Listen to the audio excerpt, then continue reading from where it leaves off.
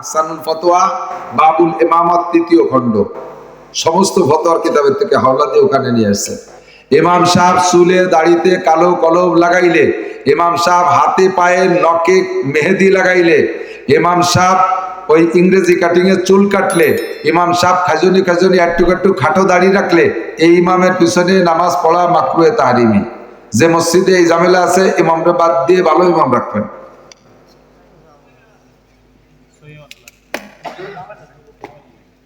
যে ইমামের কিরাত অশুদ্ধ, আপনি অনর্থক এই মানুষের বোঝা কাঁধে বহন করবেন না, তাড়াতাড়ি ছাড়িয়ে দেন। 4-5 হাজার টাকা বেতন খাইয়া এই যে জীবন ভরে বেটাকে নামাজ নষ্ট করতেছেন, 5 হাত চামড়া থাকবে না। যাইয়ে তাড়াতাড়ি কিরাতখানায় ভর্তি কিরাত শুদ্ধ করে আসেন, নইলে ইমামতি বাদ দেন। ওই পিএস লাগা এখানকে বাদ দেন, কুষ্টাবুন ওইখানকে এই বিপদ গাড়ি নিয়েন না।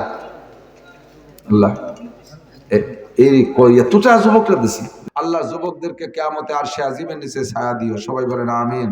যুবকদেরকে নামাজি দিনদার বানায় দাও, সবাই বলে আমিন। ভালোই শীত পড়ছে, ধৈর্যের সাথে অনেকক্ষণ রয়েছেন। আল্লাহ পাক আমাদের সকলকে দিনের জন্য কবুল করে, সবাই বলে আমিন।